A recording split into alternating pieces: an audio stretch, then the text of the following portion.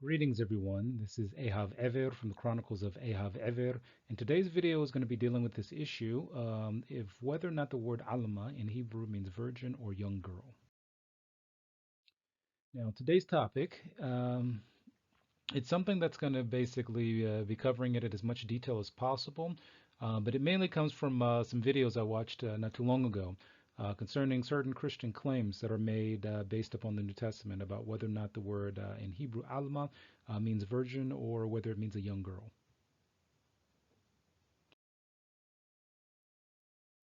Now, of course, in order to settle an issue like this, the only place that a person can start, especially the only place a Torah Moshe or Orthodox Jew would start, is from the Hebrew text of the Tanakh. There is no other source of information that is the starting point or even the ending point for a question like this. So starting off with the basic claim, if you're watching this, you probably know that the main thing is that when you have certain Christians, based upon the New Testament, based upon the book of Matthew, who claim that there's a prophecy in Yeshayahu or Isaiah that speaks about a virgin birth, essentially. And of course, the big so-called controversy that they have about it is that they claim a certain word in this text essentially means virgin. Now, starting from the Hebrew text, all we have to do is look and see whether or not this case is this is the truth. Now, one of the things that is interesting about this is that they will always, when this based on the text that they have there, essentially ignore everything that's outside of that one line that they try to use as the proof text in this. Meaning that if you go based upon the text of Yeshayahu and start, for example, in chapter 7, verse 10 through and go through 17, you'll see that there's basically a big problem with the particular claim that's being made, by Christians in this area who accept this book of Matthew and also its starting point of this idea of a virgin birth. Now, it starts in the following way here. It essentially says, ויוסף אדוני דבר אל אחוז לאמור שאל לך אות מעם אדוני אלוהיך העמק שאולו או החביא למעלו ויאמר אחוז לא אשאל ולא אנסה את אדוני ויאמר שמעו נא בית דוד המעט מכם הולך אנשים כי יתפלאו גם את אלוהי לכן ייתן אדוני הוא לכם אות הנה העלמה هرا ويلاتت بن قرة شما عمانوئيل هم او ودفاش يخيل لدعتو مؤس برا وبحور بتوب كتارم يدعنها ناعر مؤس برا وبحور بتوب تعذب هو آدما أشر أتو قدس ببنش ملخه يبي أذن علىه وعلمه وأثبت أبيه يميم أشر له وهو لميوم سور أفرايم معل يهودا إث ملك أشور. So essentially what's being spoken here is you have a situation where Hashem has sent a prophet, a Navi, to speak to the king of Ahaz because of all the Avodah Zarah he and his kingdom had done and essentially what was turning them away from the Torah. And at the starting point that I gave, it's at a certain point Hashem told the prophet, the Navi, the prophet, to say to Ahaz, ask of any sign, from Hashem. Hashem, wants you to ask of a sign of, any type. And essentially the king replies back, no, no, no, no. I don't want to ask any, I don't want to test Hashem. I don't want to ask any questions. Essentially it's like saying, I don't want to know I don't want to know anything. I want to be, I want to pretend like I can kind of ignore what's going on here. Essentially the prophet returns back when Hashem says, okay, starting right here, and this is the line in question. This is verse 14. It says, Lochen yiten Adonai hu lachem oth. So essentially, this is Hashem saying that, okay, I'm going to give you a sign. Whether, it's like saying whether you ask for it or not, you're getting a sign here. And this is a sign to you, meaning to you plural, lachem. Now, in the brackets, you see that I have bracketed two particular words, which is hine ho almo. And what that means is here, the young girl, Alma means young girl, and I'll explain why in just a bit. Hine means like here, here, and essentially it's like you're pointing at someone here. Alma means like the young girl, meaning that it's not any young girl, it's this one right here. So essentially, the prophet's pointing at a particular girl that was present at the time and says, Hara wayoladat ben korot shemo Immanuel. So essentially, she'll give birth, and she'll have a son, and that son, be called Immanuel. And when it continues here, it starts getting into the situation of saying that, when this child, is able to eat, certain types of food, chamo undavash, which is like almost like butter and honey, And when he's able to know, essentially kind of like the idea of avoiding what's not good at all, and be able to choose like good. And then it continues here, which would be like 16, verse 16. If you're going by verses, it says Ki terem yada hana'ar ma'os baro v'hor tov. So it's like because before he's able, like the young man, na'ar is like saying like a young person, or sometimes na'ar doesn't mean like young in the terms of like in terms of age. There are times where older people are also in Hebrew called na'ar. Um, essentially, same issue of being able to avoid like the bad and being able to choose good. And it continues in this section. Right before that, sorry, it goes to Te'azov ha'adama asher ata chotz mipanei shnei malchonecho. Essentially, what it's saying here in the next line is that Hashem will cause a certain like group of events that will happen to the kingdom of Yehuda, and to the people, and to basically the Bet Avicho, which is almost like saying the government, that Achaz was ruling, and essentially that these things will happen, and they'll happen before a certain point. So essentially what this means is the following: the birth of the child is not the sign. This particular Navuah is not saying, okay, well, when this child is born, this is a sign of something. It's like saying, when this child is born and when he's able to know that, essential, or be able to avoid, bad, as well as to choose good, when he's able to eat a certain thing, and essentially when he's able to, basically be viable in terms of, a certain age, that you'll see these things happening and these events happening is the sign. So it's like saying that this is a warning. Essentially, they could make shuvah, they could return to the Torah and do the right thing, before all this stuff starts. And essentially, it's almost like one way of looking at it also is that there's a certain time frame that's being given here. This young girl here will give birth, and when she gives birth, you'll have a son. And essentially, before when he gets to a certain age, you'll start seeing these things happen. This will be the sign to you. So this is the important thing, that you can't, in Hebrew especially, ignore everything before and everything after something. You have to take the whole statement. So of course the person could ask, okay, well, Ehav, person could ask, Ehav, how do I fact check what you're saying? How do I know that what you're saying is true here? That this, this means young girl. You just said so, but you haven't really proven anything yet. How do I know that? Okay, fine. You've kind of, shown that the text is more expansive than what most Christians are, hold by, or taught, the text is talking about. But how do I know that it's just not some, Christian midrashic, interpolation, or something that they they use as a tool to make another point. Well, here's how. First of all, let's take the text as it says, based on verse 14. So it says Lachen yiten Adonai hu lachem ot. Okay, so the first thing, if you just go by that even by itself and say, okay, Hashem's going to give a sign, and ot, ot is a sign. So then the next part is the questional part. Hine ho Almah. So let's analyze this statement in particular, the two brackets, in the red brackets. Okay, the first thing is the word Almah. The word Almah essentially means young woman. Okay, the next step is that you see in front of that particular group of letters that you see there, there's a letter called a hey. A hey in Hebrew is no different than the word the in English. So essentially what this would mean is a correct translation, and I've seen Christians, even who claim to be experts, have made this mistake either on purpose or not, who said it says a young woman. The text says the young woman. So it's talking about a very specific young woman, because the hey there that you see in red means the. The next thing is it says hine. So what does hine mean? Well, hine sometimes means here. But in this particular situation, it's very, very specific. It's like the prophet is pointing at someone saying, hine ha'alma. So like here, this alma. It'd be really strange for him to say hine ha'alma and then be talking about something that's happening thousands of years in the future that has nothing to do with anybody standing there at that moment. So essentially, this makes it clear that the particular Alma in question is right there. She's present at the time that this statement is made.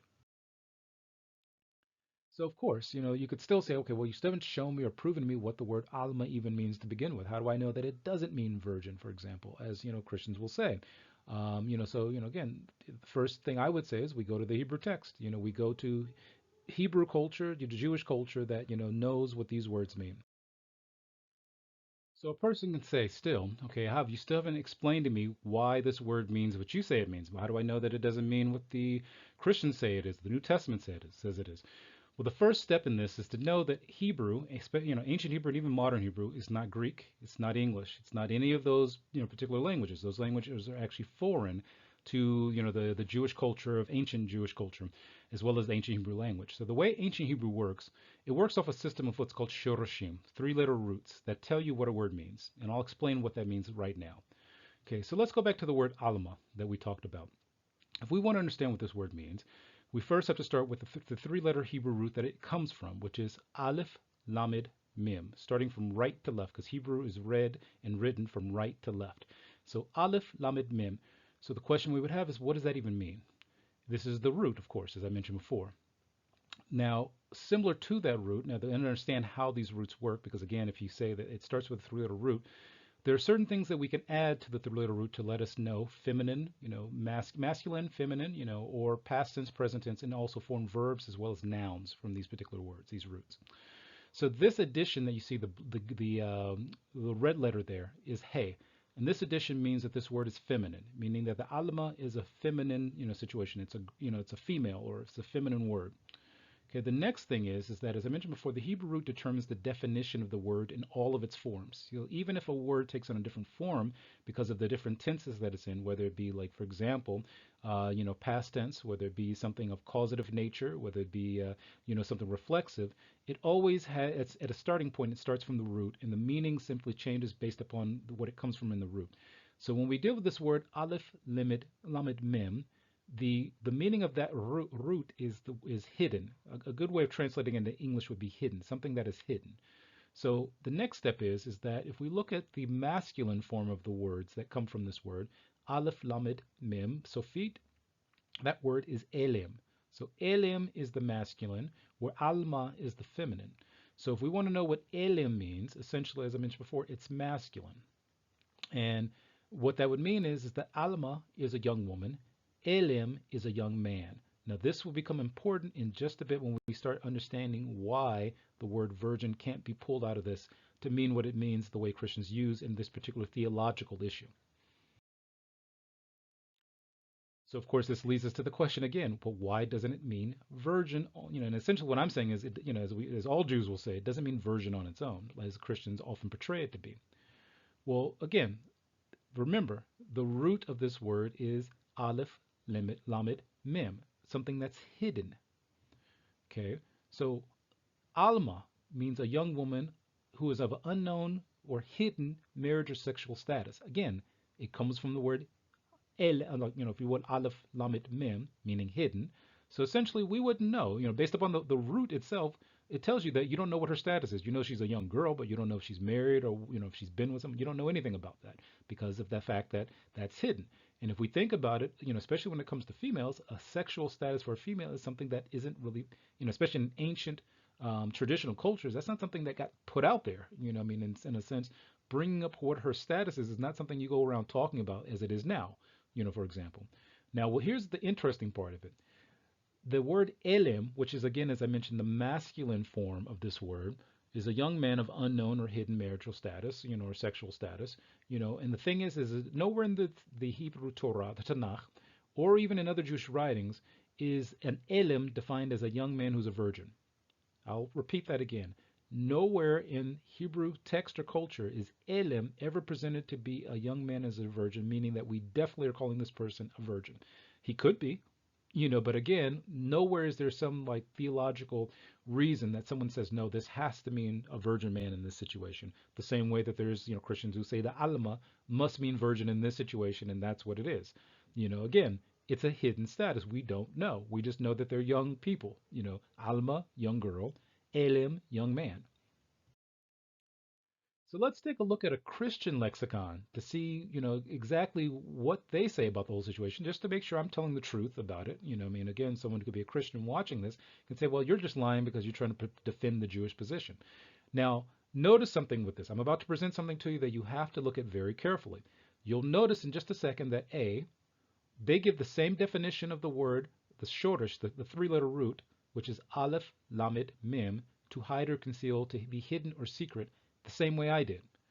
Now, what you'll notice is interesting in just a second is that when it comes to the word alma versus elim, they define it two different ways, even though it's from the same root, And even though it's just a feminine versus a masculine version of the same word. So let's take a look at that now. Here, if you look right there, when it comes to the word elim, which is the masculine, they say a youth or young man, and they stop right there. They don't call it a virgin young man. They don't mention anything about anything dealing with his sexual orientation. And then they quote several parts where elim is used, for example, in the Tanakh and Shmuel or Samuel. Now notice right below that, and that's elim, as I said. Now notice right below that they have Almah. Now notice what they say about Almah. They say that Almah is a maiden, virgin, marriageable, but not married. The question would be, where do you get that from?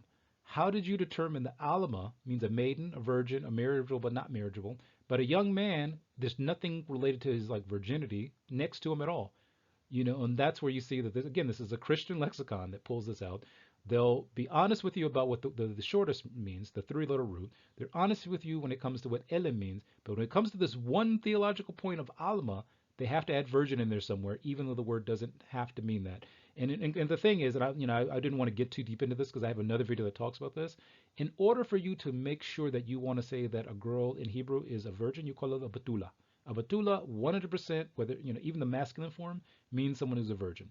Now again, there's a situation in the Torah, which I talked about in another video, the one that deals with intellectual dishonesty, where at one point Rivka is called an Alma, but then later on she's called a Batula. Why? Because under one circumstance, the person talking about her didn't know what her status was, because he was looking for a wife for, his leader's like, son.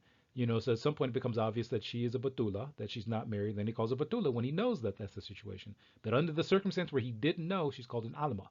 And the thing is that in that situation, you can say Rivka was a Batula. Not because she was an Alma, simply because everybody agreed in her family, she's not been married yet. She's not been with anybody. She's 100% a Batula. In terms of someone who doesn't know her, Alma. Because, we don't, it's like, think about it. That'd be like walking on the street saying, hey, look at that Batula over there, look at that Batula over there. No, that's an Alma. We don't know what her status is. We don't care. We just, she's a young girl. And that's the thing here, that you'll notice that even in a Christian commentary, they'll say, okay, an elim, a young man, we don't need to point anything out about him, anything different than that. But when it comes to this Alma, we got to make sure that we put in there that she's like a virgin, a maiden. And I've even had arguments with Christians about the word maiden, as if the word maiden is how you determine what a Hebrew word means. So that's, something that needs to be put out there. Now, there's this Christian I found on YouTube when I was looking up the situation where there's a number of Christians who try to go at like Rabbi Tovia Singer, mainly because he does work against missionaries. And I think that what has possibly happened, this is my personal opinion, is that there are certain types of Christians who get offended when there are people, especially if there are Jews, who will say, look, we don't buy into this whole Christian thing. Whatever you guys want to do over there is your thing, but don't try to proselytize Jews with this stuff. And if there are Jews who have, sound defenses against this stuff, or basically bring up what the Hebrew text says, there are Christians who have to come out and find some way to say, okay, I'm challenging this person. So Rabbi Tovia Singer, because he does a lot of work and has been doing it for years very successfully, in helping Jews understand the realities of what the Torah really is and how Christianity doesn't meet that. And he's also helped, people who weren't Jewish, in that area.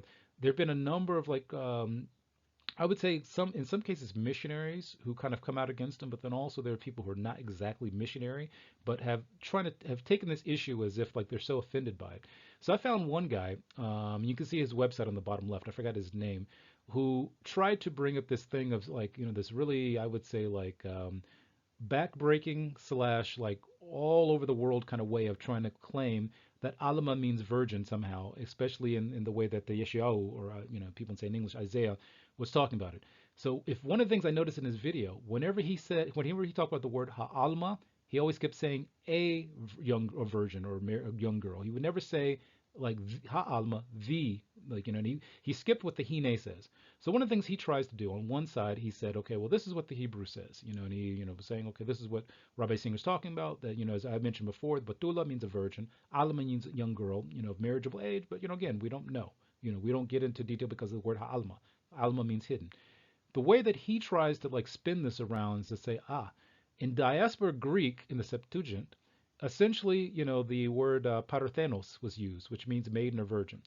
Now, if you know anything, and then he said that's how you get to the New Testament. So if you must know, this is a bunch of nonsense. I mean, and not from the sake of the Christian point of view, but for the sake of someone presenting this to a Jew. and I'll explain why. Essentially, this is made up history because of a couple of simple reasons that, if you really, really look detailed into it and think about it, you'll understand where I'm coming from. And this essentially is okay. If someone tries to fool you with this particular tactic, ask them the following questions.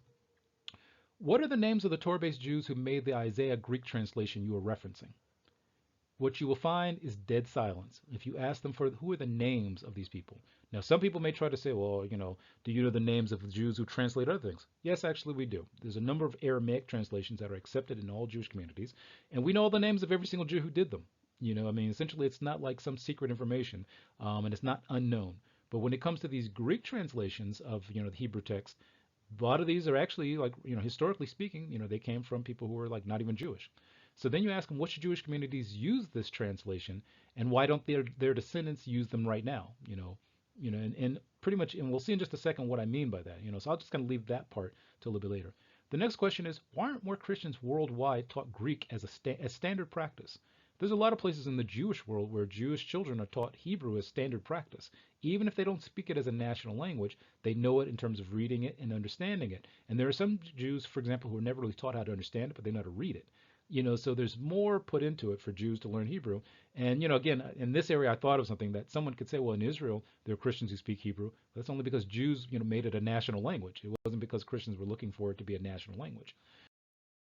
So essentially, the other part of this is that when you get into this idea, of the Septuagint, it's one of these things where you have to reject, this historical claim, this claim of the Septuagint, and there's a couple of reasons why. And I noticed that every single like, missionary or Christian scholar who's trying to debate this issue in this area, especially with words like this, they always try to pull up the Septuagint as if somehow that proves their point. It doesn't, and I'll explain why. When you look at ancient Jewish cultures, especially when you look at the most ancient Jewish communities, one of the things you'll find that's common amongst every single one of them is that Greek is not found in any one of them. When you look at Habani Jews, Jews from Yemen, for example, whose exile goes back prior to the first temple, you don't find Greek amongst Habani Jews. You don't even find signs of them ever having used it as a language, especially a language for the Tanakh, for like, text. It was always in Hebrew. So in Haban, for example, you were either reading it in Hebrew, Aramaic, or Arabic. That's it. There was no Greek. When you look at Jews, who were during, who, were results of the Assyrian and Babylonian exiles from Kurdistan, same thing. You don't find Kurdistani Jews carrying on Greek text of the Tanakh. You have like local languages that are, in those areas, Aramaic being, one of them besides Hebrew, and also Arabic depending on what region. But, in those areas, like, there's still people who, to Israel today, who are Kurdistan Jews, or Kurdim, who, speak types of Aramaic. When you look at Jews in Afghanistan, you don't find Greek there either. You find people who maintain Hebrew texts that go back like, close to 1,000 years or more, but you don't find signs of a Greek language or even the use of Greek language. When you look at Jews from the Kavkazim, the Caucasus Mountains, same thing. They were results of the Assyrian and Babylonian exiles, and you don't find them using Greek.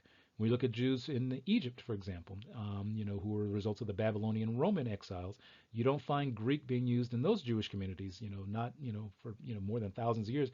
And, again, there, are people who try to claim that there were Jews there at one point who used Greek, but when you go back and say, well, where are they now? Where are their texts? You don't find it, and essentially you don't find any sustainable, survivable Jewish community in Egypt that was using like, Greek into the modern era. It was always, Hebrew, Aramaic, Arabic. Even in China, you had Jewish communities that were in Kaifang, who maintained, which still exists today, Hebrew text of the Torah, the Tanakh. And again, I told this story once before. There was at one point some Jesuit priests who went to China in Kaifang to the Jewish community there, hoping that they would find, some differences in the Tanakh or the Torah that was held there that may help them like prove out Jesus or Yeshua. And essentially they went away like sad because of the fact that even though this community is said to have happened, came about in China before during the Assyrian exile, that essentially they found the same Hebrew texts that were found amongst other Jewish communities, and they didn't find anything to help them prove out Christianity. You find the same issue in Sephardic Jews. You don't find Greek being used for the Tanakh. And there were Sephardic Jews who were in Greece, where Greek was essentially, the Greek of their period was used as a spoken language, but not being used as like some, in place of the Hebrew Torah because we don't know Hebrew. Here, pull out this Greek text. No, that didn't happen. So essentially, one of the things you have to understand is that Greek translations used by Christians was not produced by Jews. Um, essentially, and I got this out of order, the original Septuagint, and this is the one point that you really have to understand with this video, it was only of the Torah. Look at any story about how the original Septuagint or the LXX came about is only of the Torah. It was not of the prophetic books. It was not of the writings. It was not of Yeshayahu. It was not of Isaiah. That was not a part of what that story, and that is a legend anyway. The story is a legendary story. And the original text doesn't even exist. So, again, people can make whatever claims they want. But, again, the Greek translations used by Christians were not produced by Jews. They were produced by Christians, especially ones who were Christian at that point, who, of course, had an angle and a reason to translate the things the way that they did. Also, as I mentioned before, if you ask someone like, okay, well, what Jews produced these translations, you won't find any names there. And I mentioned before that, the stories, are like legends about the Septuagint. Now, the interesting thing is that there is no copy today of the original Septuagint. Nobody has a copy of that as far as anybody knows historically. One of the reasons that's given is because when the Library of Alexandria was destroyed, there was supposedly a copy of it there. But again, nobody standing today has a copy of it, and all the copies that exist today are the products of Christianity. They're Christian, versions of a Greek translation that they made themselves, based upon whatever the rules they use for translation. And as I mentioned before, Greek was never a popular language amongst Jews. I mean, if you look at it historically speaking, there are people who try to claim this. I've seen Christians who were into a certain way of thinking who tried to claim this, but then when you ask them, okay, well, which Jewish communities were using Greek? Where are they? Give me some signs or evidence of these communities. You don't really find it. Thus, when the claim is used, it's not valid. Essentially claiming that the word Alma means virgin because of some Greek translation somewhere, it's not valid for Jews. I mean, again, it may meet all the standards that certain Christians have, but it's not valid for Jews because of the simple fact that those translations didn't come from Jews, and Jews sitting down wouldn't have translated it as, virgin. There'd have to be a reason for it to be virgin, and that prophecy has nothing to do with the girl's status being a virgin or not. She's called an Alma for a reason, and the Navi at that time knew the word Batulah meant virgin. He could have used that word if that's what he needed to get across for some prophetic reason.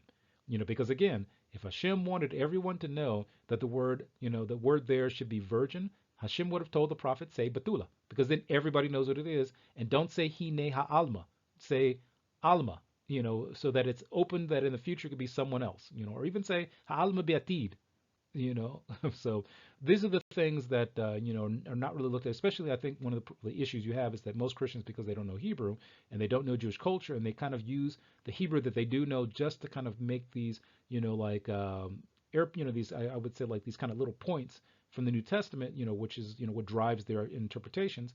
This is where this comes. So in summary, the Hebrew Tanakh clearly defines the criteria. It clearly defines what we're talking about here. It clearly defines the word. Jewish culture also does. There's no such thing as having a text without a culture that's involved with it.